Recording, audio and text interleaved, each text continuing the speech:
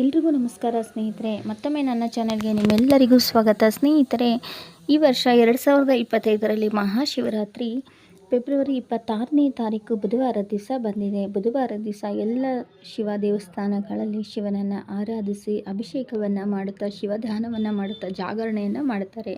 ಆದರೆ ಶಿವನ ಒಂದು ಕೃಪೆಯನ್ನು ನಾವು ಪಡೆಯೋದು ಬೇಕು. ಶಿವನ ಆಶೀರ್ವಾದ ನಮಗೆ ಸಿಗಬೇಕು, ನಮ್ಮ ಮನೆತನ ಉದ್ಧಾರ ಆಗಬೇಕು, ಆಯಸ್ಸು ಅಭಿವೃದ್ಧಿ ಆಗಬೇಕು, ಸಕಲ ಅಷ್ಟೈಶ್ವರ್ಯ ಪ್ರಾಪ್ತಿಯಾಗಬೇಕಂದ್ರೆ ಶಿವರಾತ್ರಿ ದಿನ ಅಂದರೆ ಬುಧವಾರ ಬೆಳಗ್ಗೆ ನಾವು ಸ್ನಾನ ಮಾಡುವ ನೀರಿಗೆ ಈ 3 ವಸ್ತುಗಳನ್ನ ಹಾಕಿ ಸ್ನಾನ ಮಾಡೋದ್ರಿಂದ ನಮಗೆ ಆಗಿರುವಂಥ ದೃಷ್ಟಿ ದೋಷ ಇರ್ಬೋದು, ಅಥವಾ ಕಣ್ಣಿನ ದೃಷ್ಟಿ ಇರ್ಬೋದು, ಅಥವಾ ಕೆಲಸದಲ್ಲಿ ಇರುವಂಥ ಅಡೆತಡೆಗಳಿರ್ಬೋದು, ಮನೆಯಲ್ಲಿ ಇರುವಂಥ ರೋಗರುಜಿನಿಗಳ ಕಾಟ ಇರ್ಬೋದು, ಮಕ್ಕಳು ಹೇಳ್ದಂಗೆ ಕೇಳದೇ ಇರ್ಬೋದು, ಅಥವಾ ಹಿಡಿದಂಥ ಕೆಲಸಗಳಲ್ಲಿ ಯಶಸ್ಸು ಸಿಗದೇ ಇರ್ಬೋದು, ಎಷ್ಟು ಕಷ್ಟಪಟ್ಟು ದುಡಿದ್ರೂ ಕೈಗೆ ಹಣ ನಿಲ್ಲದೇ ಇರ್ಬೋದು. ಈ ರೀತಿ ಆಗುವಂಥ ಎಲ್ಲ ಸಮಸ್ಯೆಗಳಿಗೆ ಶಿವರಾತ್ರಿ ದಿನ ನಾವು ಸ್ನಾನ ಮಾಡುವ ನೀರಿಗೆ ಈ ಒಂದು 3 ವಸ್ತುಗಳನ್ನ ಹಾಕಿ ಸ್ನಾನ ಮಾಡೋದ್ರಿಂದ ನಮಗೆ ಶಿವನ ಕೃಪೆಗೆ ಪಾತ್ರರಾಗ್ತೀವಿ. ಅಷ್ಟೇ ಅಲ್ಲದೆ ನಿಮಗೆಲ್ರಿಗೂ ಗೊತ್ತಿರ್ಬೋದು, ಕಳ್ಳನಾದಂಥ ಗುಣನಿಧಿ ಅನ್ನುವಂಥ ಒಬ್ಬ ಕುಬೇರನ ಕಥೆ ನಾನು ಹಿಂದಿನ ನನ್ನ ವಿಡಿಯೋಗಳಲ್ಲಿ ತಿಳಿಸ್ಕೊಟ್ಟಿದ್ದೀನಿ. ಅವನಿಗೆ ಒಬ್ಬ ದೊಡ್ಡ ಕಳ್ಳ ಆಗಿರ್ತಾನೆ, ಸುಳ್ಳು ಹೇಳ್ತಿರ್ತಾನೆ, ಅವನಿಗೆ ಯಾವ ರೀತಿಯಾದಂಥ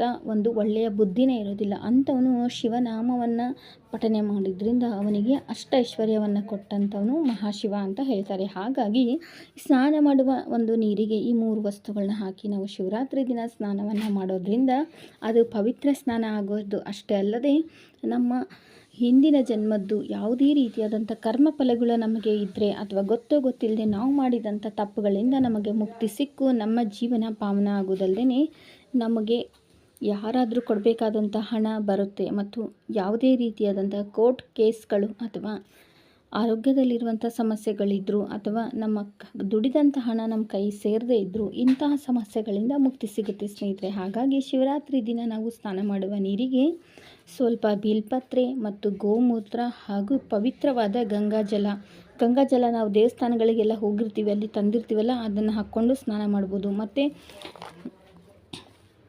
ಈಗಂತೂ ಕುಂಭಮೇಳ ಎಲ್ರಿಗೂ ಗೊತ್ತಿರೋ ಹಾಗೆ ಕುಂಭಮೇಳ ನಡೀತಾ ಇದೆ. ಸಾಕಷ್ಟು ಜನ ಕುಂಭಮೇಳಕ್ಕೆ ಹೋಗಿರ್ತಾರೆ. ಎಲ್ಲರೂ ಸಹ ಮಹಾ ತೀರ್ಥವನ್ನು ತಂದು ಕೊಟ್ಟಿರ್ತಾರೆ. ಅದನ್ನು ಶಿವರಾತ್ರಿ ದಿನ ಸ್ವಲ್ಪ ನೀವು ಸ್ನಾನ ಮಾಡೋ ನೀರಿಗೆ ಹಾಕ್ಕೊಂಡು ಸ್ನಾನ ಮಾಡಿದರೆ ನಿಮಗೆ ಎಲ್ಲ ರೀತಿ ಸಮಸ್ಯೆಗಳಿಂದ ಮುಕ್ತಿ ಸಿಕ್ಕು ನೀವು 7 ತಲೆಮಾರು ಕೂತು ತಿಂದರೂ ಕರಗದೇ ಇರುವಷ್ಟು ಆಸ್ತಿ ಹಣ ಸಂಪಾದನೆಯನ್ನು ನೀವು ಮಾಡ್ತೀರಿ. ಎಲ್ಲಕ್ಕಿಂತ ಮುಖ್ಯವಾಗಿ ಆರೋಗ್ಯ ಸಮಸ್ಯೆಗಳು ನಿವಾರಣೆಯಾಗುತ್ತೆ, ಹಿಡಿದಂಥ ಕೆಲಸಗಳಲ್ಲಿ ಯಶಸ್ಸು ಸಿಗುತ್ತೆ, ಮನಸ್ಸಿಗೆ ಶಾಂತಿ ನೆಮ್ಮದಿ ಸಿಗುತ್ತೆ ಸ್ನೇಹಿತರೆ. ಹಾಗಾಗಿ ಈ ಒಂದು ಶಿವರಾತ್ರಿ ದಿನ ಸ್ನಾನ ಮಾಡುವ ನೀರಿಗೆ ಈ 3 ವಸ್ತುಗಳನ್ನ ಹಾಕಿ ಸ್ನಾನ ಮಾಡೋದ್ರಿಂದ ಶಿವನ ಅನುಗ್ರಹ ಪ್ರಾಪ್ತಿಯಾಗುತ್ತೆ. ಶಿವನ ಅನುಗ್ರಹ ಪ್ರಾಪ್ತಿಯಾದರೆ ಕೇಳಬೇಕಾ ನೀವು?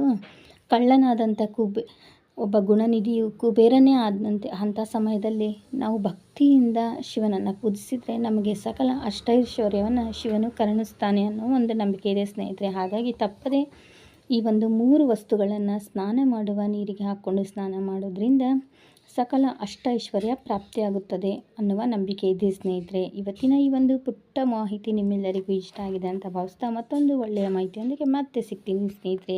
ವಿಡಿಯೋ ನೋಡಿದ್ದಕ್ಕೆ ಎಲ್ರಿಗೂ ಧನ್ಯವಾದಗಳು.